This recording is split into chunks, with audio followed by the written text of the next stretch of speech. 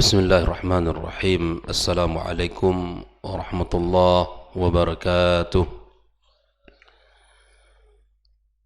الحمد لله رب العالمين والعاقبة للمتقين ولا عدوان إلا على الظالمين. أشهد أن لا إله إلا الله وحده لا شريك له ولي الصالحين، وأشهد أن محمدا عبده ورسوله الصادق الأمين. يا أيها الذين آمنوا اتقوا الله حق تقاته ولا تموتن إلا وأنتم مسلمون. اللهم علمنا ما ينفعنا وانفعنا بما علمتنا وزدنا علما. أما بعد، معاشر الحاضرين والحاضرات من المسلمين والمسلمات، jamaah Masjid At-Taqwa Indo As-Sakinah Pekanbaru rahimakumullah. Alhamdulillah, kita bersyukur pada Allah Subhanahu wa taala, kembali pada pagi ini kita diberikan kemudahan, taufik dan keringanan kaki kita untuk melangkah ke rumahnya, menghadiri undangan Allah Tabaraka wa Ta'ala, melaksanakan salat fardu subuh berjamaah. Kemudian kita lanjutkan duduk sejenak membaca ayat-ayat Allah Subhanahu wa Ta'ala dan mempelajari hadis-hadis Rasulullah sallallahu alaihi wasallam yang merupakan sebaik-baik panduan untuk kita pelajari bersama, untuk kita fahami dan untuk kita jadikan cahaya di dalam menerangi kehidupan kita. Mudah-mudahan Allah Subhanahu wa taala memberikan ilmu yang benar kepada kita serta buah amal yang manis kepada kita. Dan mudah-mudahan Allah senantiasa memberikan semangat untuk senantiasa belajar agamanya yang mulia. Tak lupa kita bersalawat kepada Rasulullah sallallahu alaihi wasallam. Allahumma salli wa sallim wa barik ala Muhammad. Mudah-mudahan kita semua diberikan taufik untuk bisa mengikuti dan mencontoh Rasulullah sallallahu alaihi wasallam. Kita juga berdoa kepada Allah Subhanahu wa taala untuk kedua orang tua kita, ibu bapa kita yang telah berjasa kepada kita, yang telah menyayangi kita, yang telah mendidik kita. Mudah-mudahan Allah Subhanahu wa taala tinggikan derajat mereka. Allah ampunkan segala dosa-dosa mereka. Dan kepada para guru, para masyayikh yang telah membimbing kita, wabil khusus muallif kitab yang kita baca ini, Syekh Abdul Razak Al-Badr hafizallah ta'ala. Semoga Allah Subhanahu wa ta'ala jaga beliau dan Allah bimbing dan Allah jaga dari segala keburukan. Kembali kita melanjutkan pagi ini 10 sebab untuk meraih lapang dada. Sebagaimana kita bahas pada muqaddimah kemarin bahwa dia merupakan kunci utama untuk meraih kebaikan yang sangat banyak di sisi Allah. Dia merupakan salah satu sebab untuk mendapatkan kedudukan yang mulia di sisinya. Dan mesti kita sadari dua hal kemarin. Untuk lapang dada mesti kita memiliki dua keyakinan. Yang pertama bahwa Allah lah sang pemilik hati kita. Allah lah sang pemilik yang mampu untuk melapangkan dada kita. maka mintalah kepada Allah tabaraka wa ta'ala, mohonlah kepadanya agar Allah subhanahu wa ta'ala memberikan kelapangan dada kepada kita. Yang kedua, apapun yang usaha kita lakukan untuk meraihnya, semua itu adalah taufik dari Allah. Tidak ada kebaikan yang bisa kita lakukan, sebab-sebab yang bisa kita kerjakan untuk menggapai lapang dada tersebut, kecuali itu taufik dari Allah tabaraka wa ta'ala. Kita berusaha, kita berikhtiar, dan Allah lah yang akan menjadikan sebab dada kita menjadi lapang.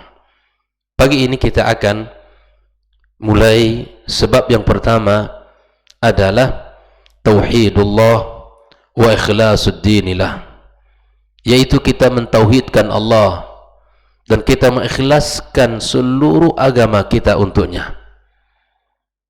Maka tauhid kepada Allah subhanahu wa ta'ala dan ikhlaskan seluruh agama kita untuknya merupakan sebab yang paling agung untuk mendapatkan lapangnya dada.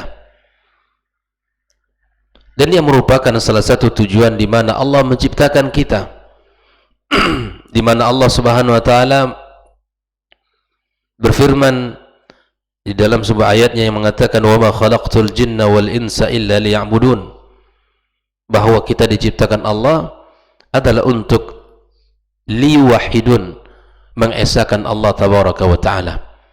Jadi tauhid adalah tujuan di mana Allah menciptakan kita. Apabila kita tidak mendapatkan atau tidak mewujudkan tauhid yang benar, berarti kita menyelisih dari tujuan yang mana Allah ciptakan kita. Dan Allah subhanahu wa ta'ala menciptakan makhluknya adalah untuk tunduk dan patuh kepadanya, melaksanakan perintahnya, serta mengesahkan Allah dalam seluruh ibadah. Seluruh ibadah yang kita lakukan, esahkan Allah padanya. Artinya tidak boleh kita berikan ibadah kita selain kepada Allah. Tidak ada di dalam hati kita selain Allah tabaraka wa ta'ala. Jauhkan rasa mendapatkan pujian, jauhkan rasa untuk mendapatkan sanjungan, jauhkan rasa untuk mendapatkan pandangan-pandangan yang baik dari orang.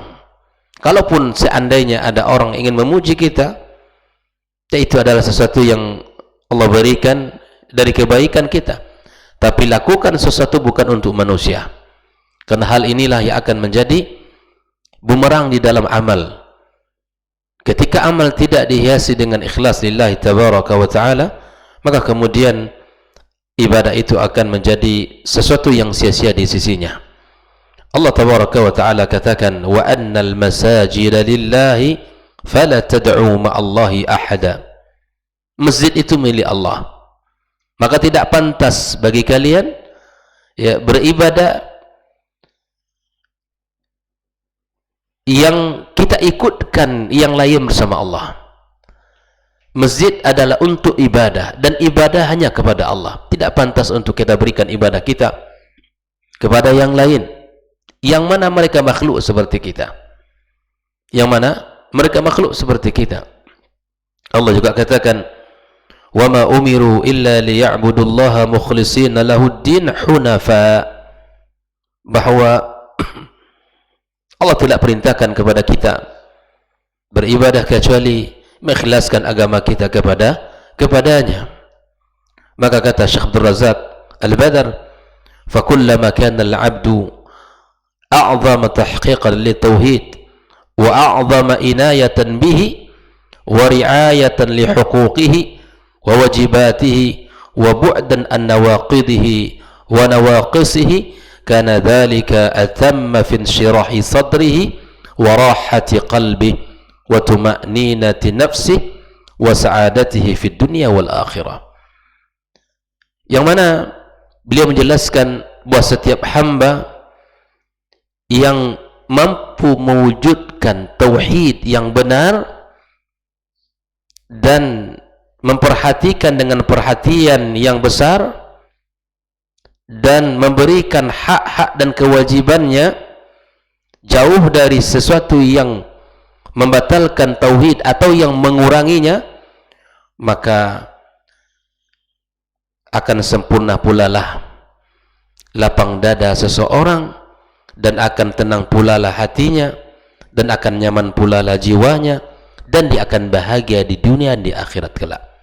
Setiap hamba yang berusaha mewujudkan tauhid yang benar, menjauhkan dari segala perbuatan yang membatalkan tauhid atau yang mengurangi keimanan kepada Allah, maka di saat itu dah dia akan mendapatkan lapang dada yang sempurna.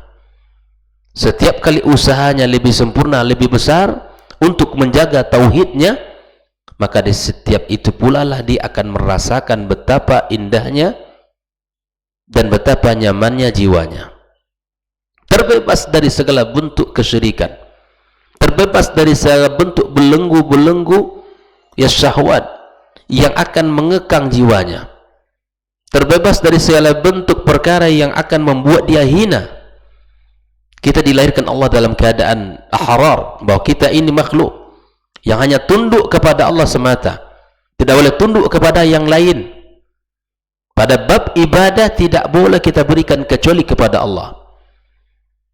Makanya kalau kita ingin mendapatkan ketenangan hidup, kenyamanan jiwa, kebahagiaan dunia dan akhirat, perbaiki tauhidnya, perbaiki tauhidnya. Maka disinilah kenapa Ahlus Sunnati wal Jamaah senantiasa membahas bab tauhid, karena dia adalah asas, dia adalah pondasi yang harus ada pada diri setiap manusia. Manakala tauhidnya tidak benar, maka dia akan jauh menyimpang, dia akan melakukan sesuatu yang menyelisihi syariat ini. Jika kita ingin agama kita kokoh, jika kita ingin agama kita benar, maka benahi tauhidnya, perbaiki tauhidnya, baik itu dalam tauhidul rububiyah kita kepada Allah dan tauhidul asma dan sifat, tauhidul uluhiyah, di mana kita bersihkan, kita hanya tunduk kepada Allah tabaraka wa taala, kita hanya taat kepada Allah tabaraka wa ta'ala semata, tidak ada kepada yang lainnya. Al-Imam Ibnul Qayyim rahimahullah ta'ala dinukil oleh Syekh Abdul Razak dalam kitabnya ini, fa'a'adhamu asbabi syarhi sadar, ya, sebab yang paling agung untuk lapangnya dada at-tauhid, yaitu at-tauhid, mengesahkan Allah subhanahu wa ta'ala. Wa ala hasbi kamalihi wa quwwatihi wa ziyadatihi yakunun syirah sadri sahibi. Sebesar apa ya tauhid yang ada pada dirinya, dan sekuat apa tauhid yang ada pada dirinya, maka sebesar itu pula lah dia akan mendapatkan kelapangan dadanya. Jadi kita tidak cari yang lain, benahi tauhid. Kenapa Rasulullah 13 tahun di kota Mekah membangun pondasi iman yang kokoh, sehingga apapun yang dihadapi setelah dakwah tersebut, dia tidak akan goyang dengan ancaman-ancaman, bahkan dengan hilangnya nyawa sekalipun tidak akan ada, karena mereka sudah memiliki pondasi yang kokoh yang akan menopang perjuangan dakwah mereka. Allah subhanahu wa ta'ala katakan, afaman syarahallahu sadrahu lil islam fahuwa ala nurim min rabbih. Orang yang Allah lapangkan dadanya untuk Islam, maka dia di atas cahaya dari Rabbnya. Terkadang dakwah yang hak ini bukan karena dakwahnya yang berat, dakwahnya yang sulit, bukan. Terkadang hati kita yang berkarat, yang tidak mau menerima kebenaran itu, Seakan-akan yang sudah ada ini sudah cukup. Yang selama ini yang kita dapatkan dari kakek, nenek, ibu bapak kita, ini itulah agama. Tidak mau membuka diri, membenahi tauhid, kembali kepada ajaran yang benar, yang apa yang disampaikan Allah dan Rasulullah sallallahu alaihi wasallam. Kita yakin semakin jauh kondisi umat ini dari masa Rasulullah, semakin menyimpang. Dan di saat itulah kita butuh kembali menyelamatkan agama kita dengan ilmu. Jika kita ingin memperbaiki negeri ini, memperbaiki kehidupan kita, keluarga kita, maka benahi tauhid. Selama tauhidnya tidak betul, maka selama itu pula lah hidupnya akan sempit. Hidupnya akan sulit. Semua serba membuat dirinya tidak nyaman, karena akan berhadapan dengan makhluk dan kemudian merasa takut akan segala ancaman-ancamannya. Ma'asyiral hadirin rahimakumullah.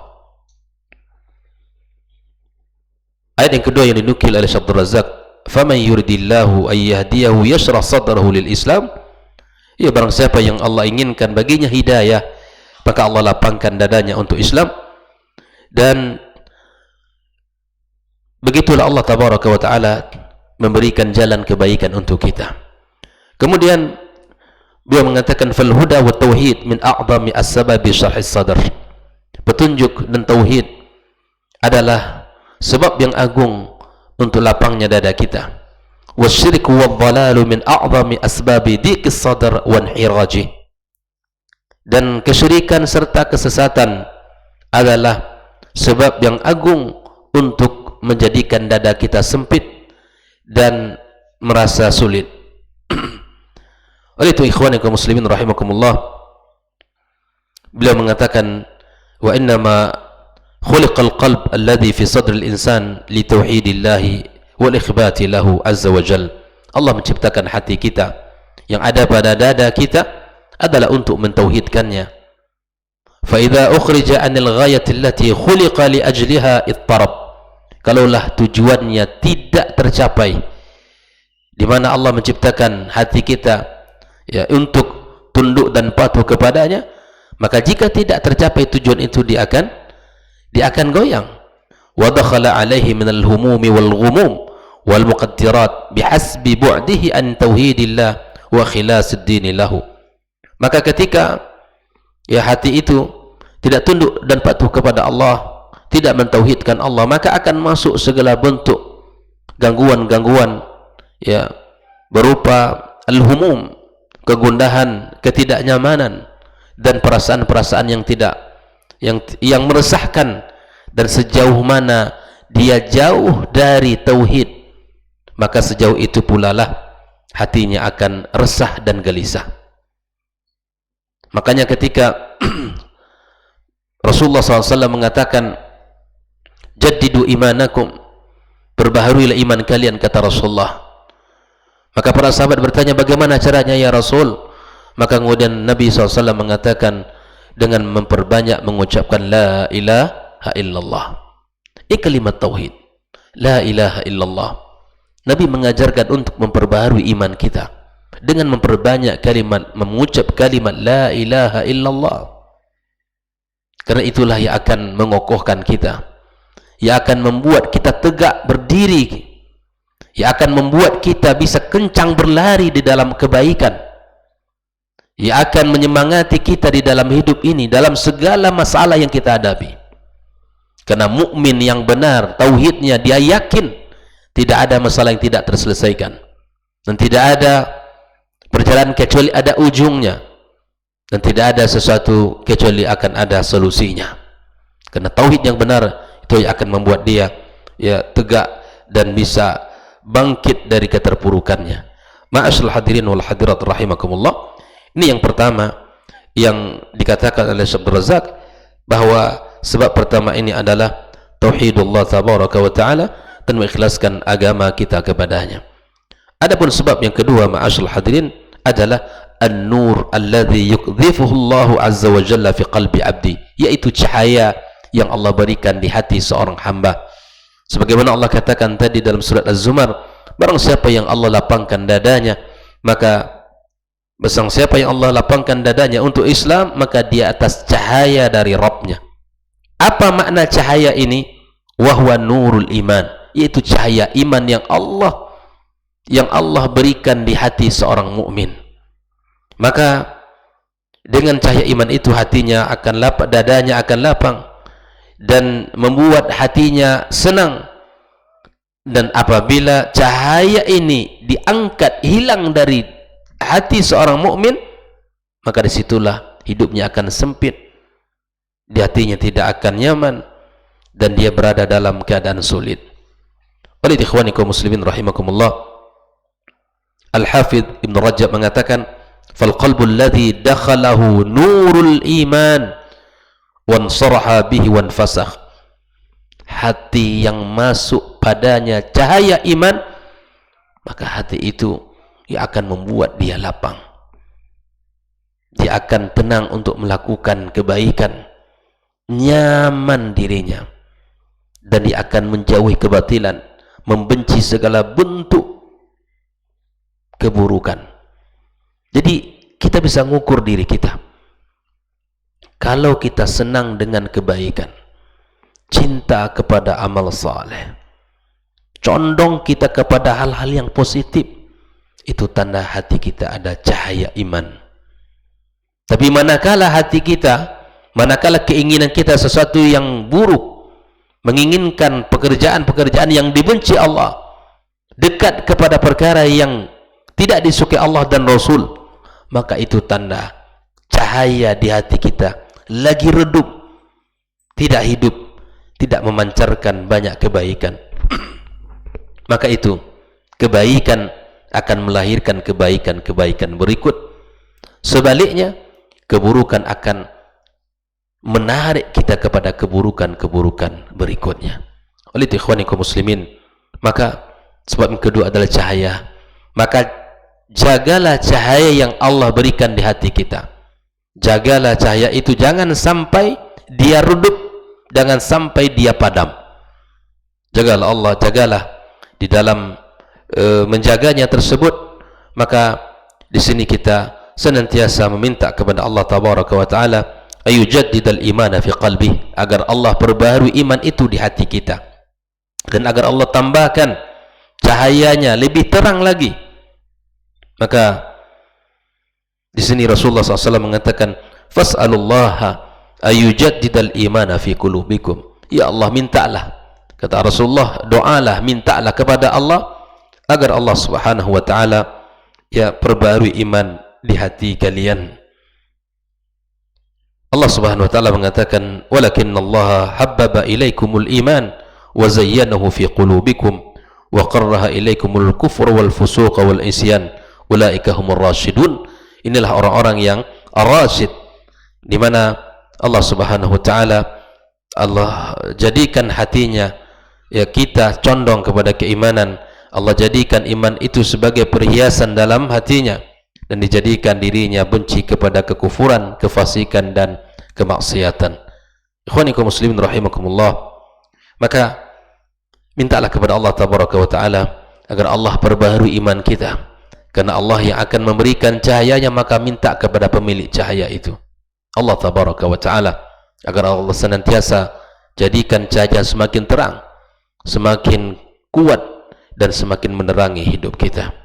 Fa'idha amanal qalb wa syahidal lisan, jika hati kita telah beriman dan lisan kita telah bersaksi, wa amilatil jawarih, dan amal anggota tubuh kita telah melakukan amal, fa'ata'at amrallah, kemudian dia taat kepada Allah, wa amilat bi'amalil iman, dia berbuat dengan amal-amal yang menunjukkan keimanan, wa addat haqqallah 'alaiha fi faraidih, dia tunaikan hak Allah di dalam kewajiban-kewajibannya, wantahat an maharimillah, dia tinggalkan, dijauhi segala hal yang diharamkan Allah, imanan wa tasdiqan, dengan penuh keimanan, dengan penuh membenarkan dan kejujuran, bima fil qalb wa nataqa bihil lisan fa idza fa'ala dzalika kana mu'minan, apabila hal ini ada pada diri seorang mukmin, maka dia orangnya beriman kepada Allah Subhanahu wa taala. Oleh itu ikhwani kaum muslimin, mari kita mohon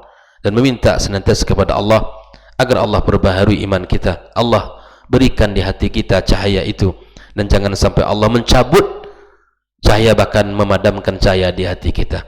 Wallahu taala alam. Inilah dua perkara yang bisa membuat hati kita lapang, membuat dada kita lapang, dan mudah-mudahan kita mampu mewujudkan tauhid yang benar, mengikhlaskan ibadah kepadanya, serta kita mendapatkan senantiasa cahaya iman yang Allah berikan di hati kita. Subhanakallahumma bihamdik, asyhadu an la ilaha illa anta, astaghfiruka wa atubu ilaik. Wassalamualaikum warahmatullahi wabarakatuh.